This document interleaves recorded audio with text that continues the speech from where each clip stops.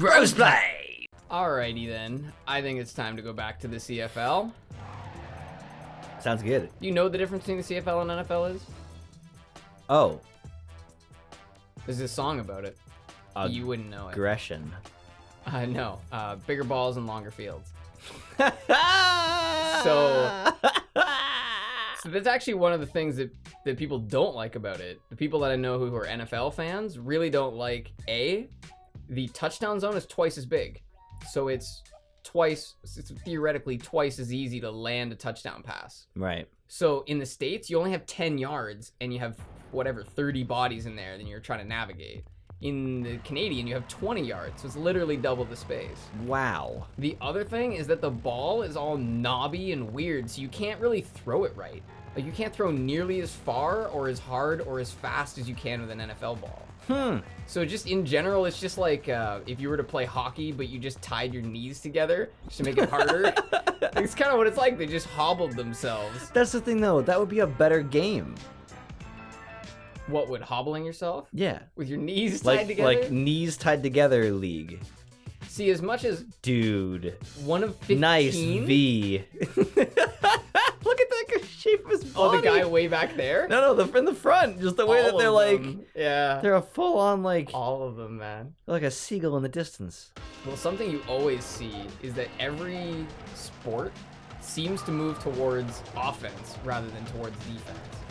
So they generally they reward people for offense because offense is interesting to watch. It pushes the game forward.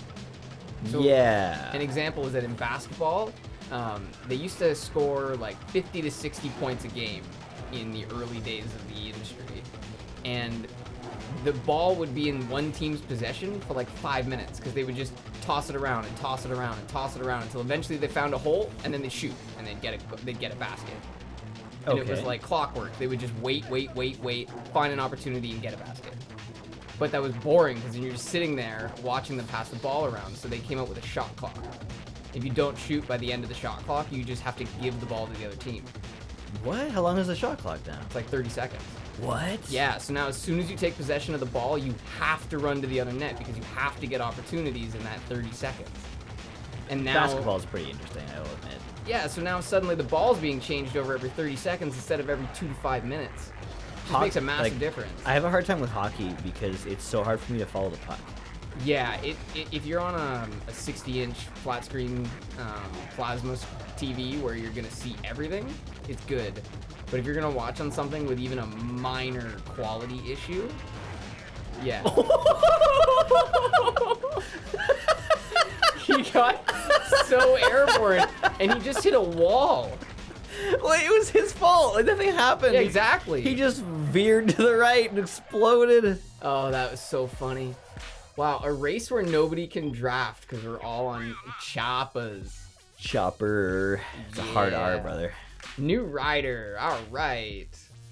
It's cool that they give you a rider, although I think it would be also really cool if... Just look how small the lettering has to be. Jammed that and word also, in. next race is in a different size of text. No, what they did was, this is an all caps typeface. Okay. And then... Oh, they capitalized. So they capitalized, yeah. The A, okay. The C-A-B-C. Oh, man. 15 races? This is so aggressive. I don't think we're going to be able to cut through all this at once. It's gonna get boring. I actually did that in a video of mine. Cut through 15 races? Yeah. No, the all caps thing. Oh. Yeah. In a video of yours? Yeah. What video? The one you watched today. I can't. Okay. An unreleased video. Yeah, a pending video. Pending, yeah. You guys see if it's out there.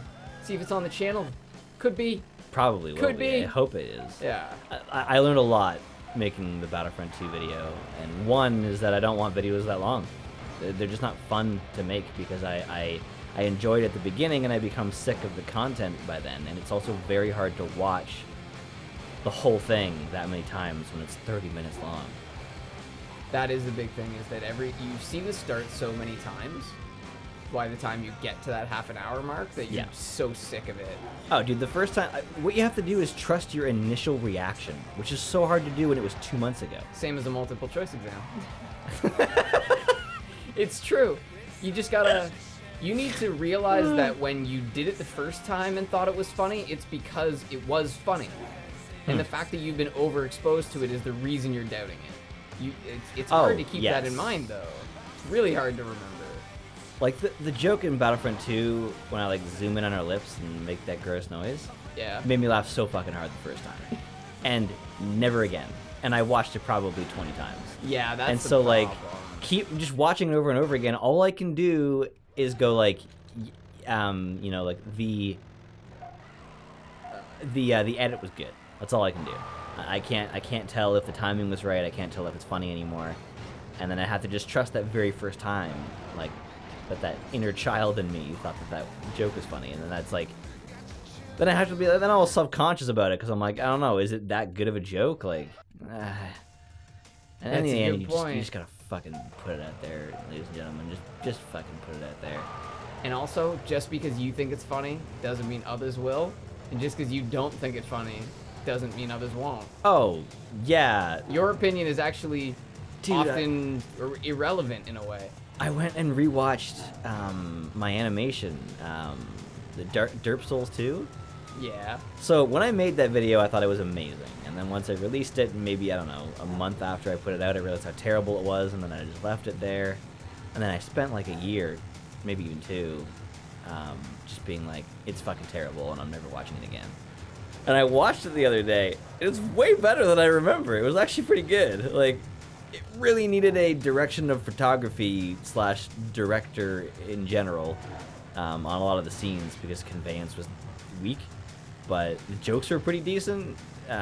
Voice acting could have had some work, and I needed to refine the animation. But those are all minor things. None of it was as bad as I remembered it. I think I was just like, I shamed myself into believing it was terrible, and it's not terrible.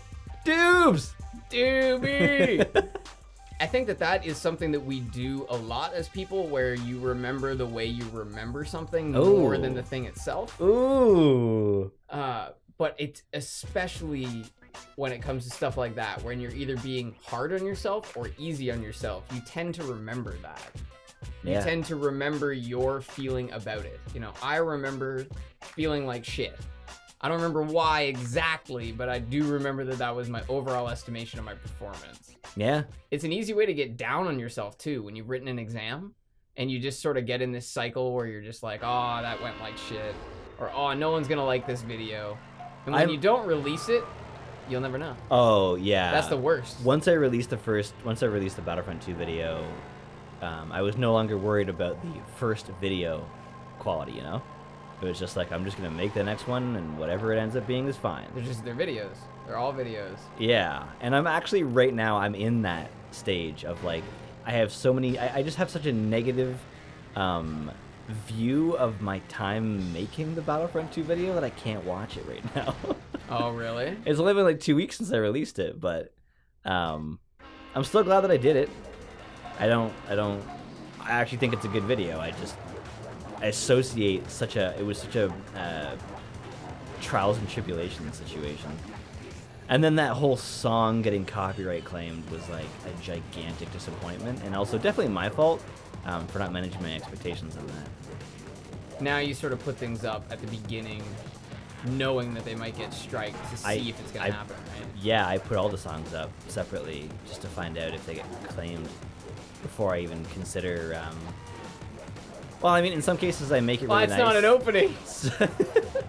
You're like Wile E. Coyote. Like, what I want to do is, like, show you the version of what I wanted to make, and then, like, whatever, the rest of the people don't get to see it. But that's the fault of the people who have decided that I used 30 seconds of their song, so they want monetization rights over my entire fucking 10-minute video.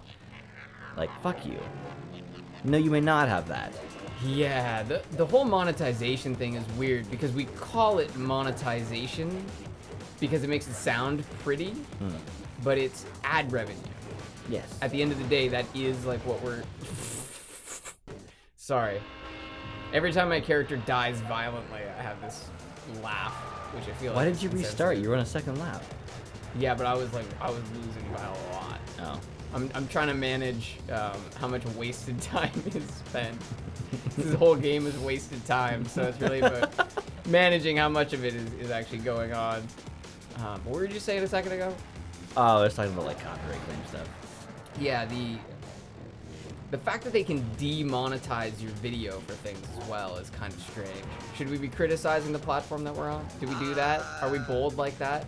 Sure. I mean, criticism is different than like hating Or on. slander, yeah, it's Like, true. YouTube is a platform and a business, and it needs to stay afloat in order to for its people to stay on top of said platform.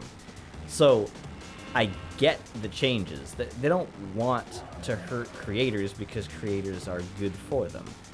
But when it comes down to it, if they need to make things right for themselves over creators, they're gonna go for that. Because that's like, it's like a few versus many. And I'm sure I would feel differently if it seriously affected us. Because so far it hasn't been our job, so it's never really been an issue. Mm-hmm. But we've also been lucky enough to get into YouTube at a really great time where Patreon is huge, and damn, Yeah. 5th place. Eh? Did not go that well. We've learned a lot about how quickly things change, and there's been like 2 or 3 gigantic changes on monetization issues, and it's really affected a lot of people who were solely resting their YouTube careers on ad revenue. Yeah, it's just something that no one realized was an unstable system at first. Actually, we've pretty much known about it since 2000 and I think it was 14. Oh wow, okay. I mean, that's the earliest that I'm aware of it. It's when the metrics changed from views to minutes watched, it killed high production content like animations and like tightly edited videos that take 2 months to make. It just fucking decimated those people because they were now getting 1 million views, but only at 2 minutes, which isn't a lot of money. Whereas someone who makes a podcast every week that has 235 minutes makes significantly better money.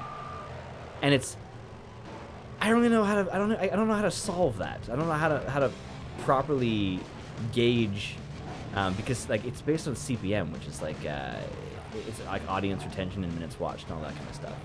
I think one of the challenges they're also fighting is just sort of something that everyone in society is fighting right now, and it's that they have so much pressure on them from their advertisers that they have to sort of overreact, and that becomes their sort of base reaction. This recent change, they call it the adpocalypse, was not them. They lost their like 3 biggest advertisers at once. Like one moment where they lost all 3 of them, and they had to make a change. If they didn't, they probably wouldn't stay afloat. It's a pretty big operation they're running. Yeah, I don't think it's the overall, I don't even know what to call it. The overall goal is not the problem. It's the specific actions, I think. Right. So an example is that there have been people whose videos have been taken down. Like Sam Harris had a conversation with a guy, and the video was taken down as hate speech. Which, if you know Sam Harris, just does not seem particularly likely. Right. But that's their official stance as a company, is that it's hate speech. Because once you've done something, once something has been struck down, it's hard to go back and say, oh, we screwed up, and this, you know, you lost all this ad revenue, and you know, so and so and so forth, and yeah, we messed up. Communication is an issue. It's a real issue, and it's a very common thing, actually, not just with YouTube. A lot of platforms don't communicate well. Exactly, and just the world. There's a lot of people in the world that just don't communicate well. Dude, one of my best friends, Jacob, that's on Clutchers. The amount of times that I have said something and he responds to me completely missing the point, and I'm like, that's actually not the point, and then I would say it again, and he'll just go right back to what he was already fucking saying, and half of the time he's fucking with me, and half of the time he really doesn't know what we're talking about. That's frustrating. So hard to deal with. Because at least if he was consistent about it, if he was always fucking with you. Well, it's mostly fucking with me, but it's hard to tell, because some people just don't care about like the actual point. They care about what you like. They care about They care about the aspect of it that they want to talk about, not the. They want to be heard. Yeah. Being heard and hearing are not always synonymous things. I think listening and hearing is what you're looking for. Sorry, I just meant that people who like to talk don't always like to listen. Oh, no, mostly they don't. Which is why I love this show, because you and I are really good at both, and we've also figured out like, oh no, Fuck! no. Man, some sturdy arms, bitch. God damn you, Liam. You and I understand. Like we kind of feel like when the other guy is about to speak and when he's finished speaking, and we're both big fans of asking the other guy to continue what they were saying. It bothers me so much when I'm talking to someone and for no reason, no time-sensitive reason or anything like that, they just fucking interrupt me and then just keep going and never ask me what I was talking about. Because it's disrespect. That's what it is. Yeah, the worst is when you're trying to say something that's, let's say, I'm just gonna make up let's just say it's 10 words, whatever you're trying to say, and you get about 6 of them out before they interrupt you. Right. With something arbitrary and useless. Yes. So you start by saying something like, "Oh yeah," like you acknowledge what they said because you're not an asshole. Yeah. And then you're wondering, do I go back for the 4 words or do I go back for all 10? Something that bothers me so much is when I'm talking for a while and someone goes, "What?" Because it's like, it depends on the scenario. If you just start talking at someone out of nowhere, it's across the justified. room, yeah, like. But you mean know, like in a conversation, right? Yeah, like it's just me and someone talking, and then just like, "What?" I'm like, "Sorry, do you want me to repeat everything?" Because I'm not going to. If you're gonna say "what" in that scenario, you should say "sorry" at the same time. Sorry, what were you saying? Yeah, sorry, what was that? Sorry, I missed that. Oh! Yeah, acknowledging that you interrupted someone or weren't listening is way better than just being like, "No, continue." And it's like, I'm not just going to continue. I don't believe that I'm not going to get interrupted again. And I'm also not going to tell you the second half of a story you didn't hear the first half to, because then you're going to ask me about the first half. I'm going to punch you in the nose. It's not going to be good. My favorite is saying that I was done. Yeah. I'm like, "No, that was it." Yeah, just no. Like, no, what? It's Like, okay. That was mid-sentence, and I'm like, "Yeah, it was mid-sentence, wasn't it?" Just fucking leave it at that and be like, "Fuck you." What's amazing is that you can point that out and people will still miss the point. Oh no, completely. Because I know a lot of people who have to start and end their sentences with like these attachment words that they don't even hear themselves saying. You know what I mean? You know what I mean? Yeah, fuck. I had a boss that did that years ago. I don't think they even knew. It's really easy to do those things without noticing, but it's also some willful ignorance.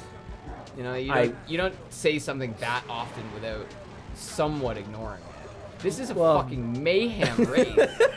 You and I are really, we're very familiar with our tics because we listen to ourselves all the time. I noticed that when I don't have any way to introduce something in a video, I usually say, so I was doing this thing, so this happened. And it's like, sometimes I'm gonna watch for that. Sometimes there's several in a row. It's like, so I was doing this thing and it caused this thing, so I did this. Oh man. Yeah, that is pretty tough. I've noticed that I've done that sort of for a long time though. Like in high school, I feel like I even did that. I noticed that I said certain things way too often. Actually, honestly. There was quite a few words. It was almost like honestly. I would replace one with another. Honestly bothers me a lot. Honestly is great when it comes to hard advice. If someone said, "What do you think I should do?" Honestly, I think you should do this. Right. But that's just me. But you're right. If you just say it, like, "Oh hey, where do you want to go tonight?"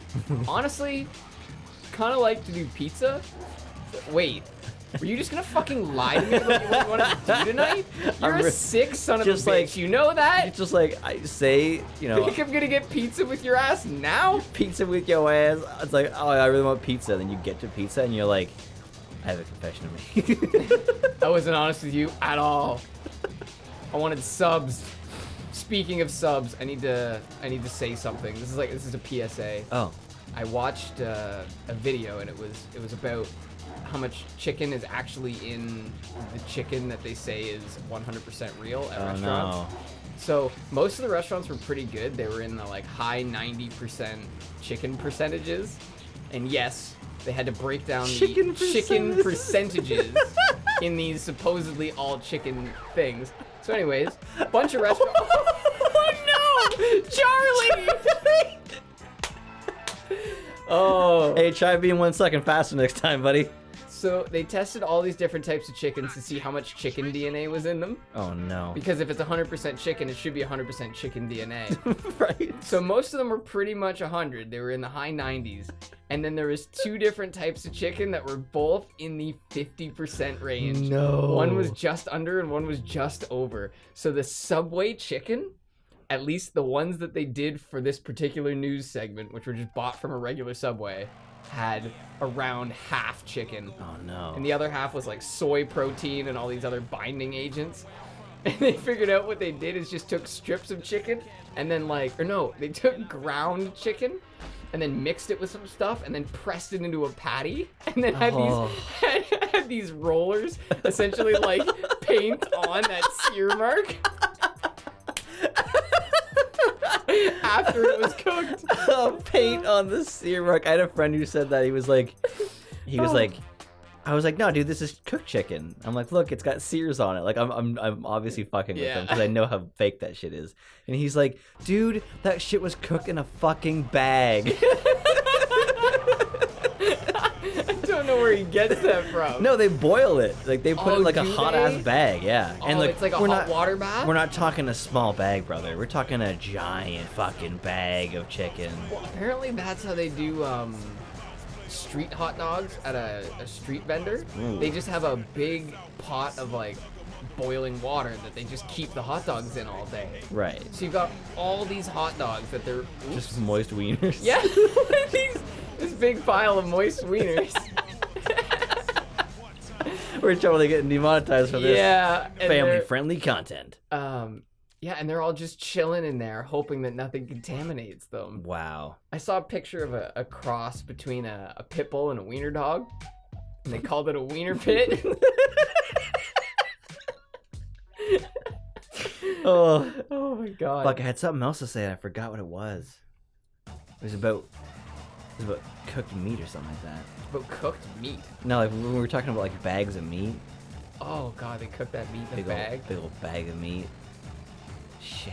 I Don't know where you're going with that, No. Fuck, how did we say it? It was cooked meat. It was bags of meat. Big old bag of meat. Trying to work your way back there, eh? I like doing that sometimes. I call that chasing the rabbit. In this case, it's chasing the wet hot Chasing the wiener. meat rabbit, yeah. The wet bagged meat rabbit.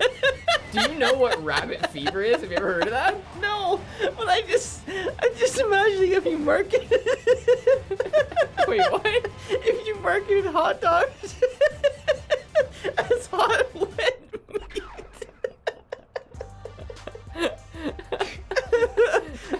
Wet hot wiener dogs. Yeah, it just says on your sign, moist for your pleasure. Dude, we would have the best hot dog cart. Oh.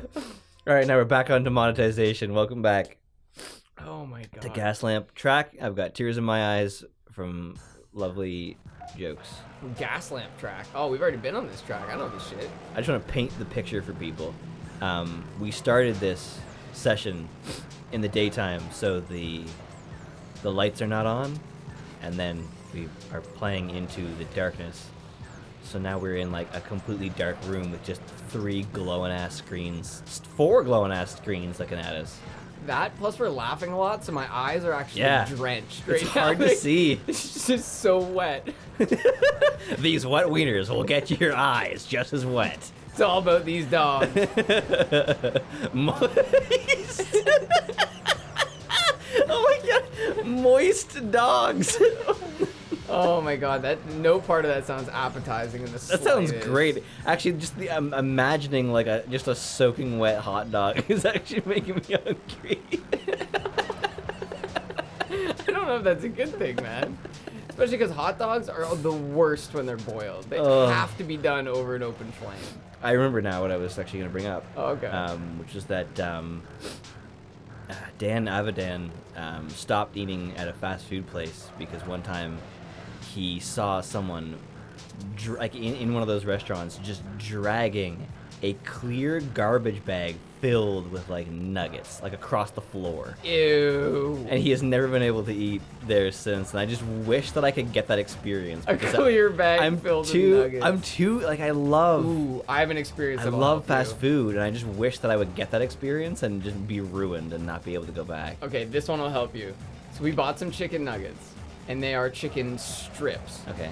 And so I looked at them, and they're all pointed at one end. And I was Oh, like, no. Why is that? Why are they all like one end's pointy and one end's rounded? And then I realized, imagine a conveyor belt moving along at a certain speed, and then you have a nozzle that just goes. Oh, no. So. Oh, no. So one end is like where it started, and the other end's where it trails off. Holy fuck. Did that help? I don't know. Is that your chicken? It's like... You know when you see like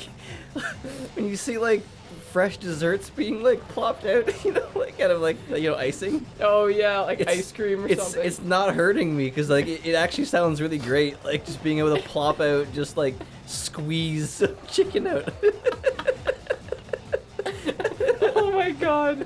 Oh, squeezed chicken. That's so terrible. Holy fuck.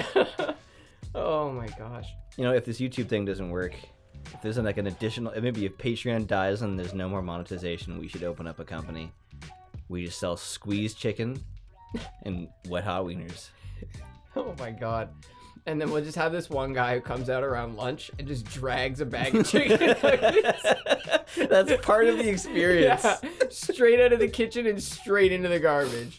Just like we find like the edge of like the health and safety board's like requirements, you know?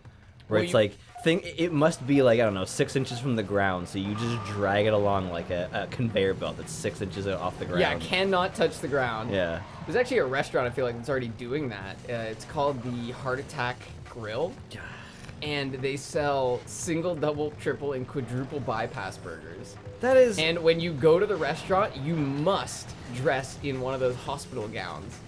What? Yeah, one of those ones that's like open at the back, like they put it over your clothes. What, in case you die? No, it's like it's part of the gimmick. Like you get served by nurses. The guy who owns the place literally dresses up as a doctor with a stethoscope and everything. That is fucked up. That's Yeah. really fucked up. And they wow. they give free food to their models who are these huge dudes. Oh, I was And- really hoping this would be like huge women. No. And anyone who's over 350 pounds eats for free What? at this restaurant. Yeah. That's a dangerous. It That's is a dangerous decision to make. And what's more than that, so the guy who was their spokesperson had serious issues with his health, so he had to go and get a heart surgery. While he was doing that, they took on a new model, and both of these models they eat for free. And so that second model died at 29 No. from a heart attack. So the second model came back to fill in for him. Jeez. And they're dude. they're interviewing this guy. This is the best part. They're interviewing him, and he said, "Yeah, I used to be the model, and I had to step out after an open heart surgery. I was told by my wife and by my cardiologist not to come here, but I like the burgers." Oh my That's god. literally what he said. I like the burgers. Some people aren't. They just don't. I don't even know how to say it. They don't care. Like, I guess. Yeah, you could put them in a situation where they're very likely to die, and they'll say that they're going to change, and as soon as they're okay, they're just right back to what they were doing until the next time that they almost die. That's a good way to put it. It's only the immediate fear of death that seems to change anything. Yes. Which is sad. Well, I believe that not only like the bigger they are, the harder they fall, but also that the longer it's been since you fell, the more it ends up hurting. Oh, it's So, true. like, You're not used to it. When you spend all this time, like I've noticed a lot of like really arrogant people that when some shit happens to them, it hits them so fucking hard because they never think about it. They have no anxiety, they have no stress, they never concern themselves with things in their life. They don't worry about people's feelings or some shit like that. And then when something happens to them, it hits them way harder than anything that would happen to me, because I'm always focused on that kind of thing. I'm always like nervous and anxious and like, yeah. It's a matter of preparation, and it's a matter of familiarity. If you're not familiar with struggle, you won't know how to deal with it. Oh yes, as Bane said, it is your victory that defeats you. Yeah. I have you now. Or no, that's not Bane. It's fucking Darth Vader. Yeah, man. All right, next I mean, time. they're both mask-wearing, breathy guys, so...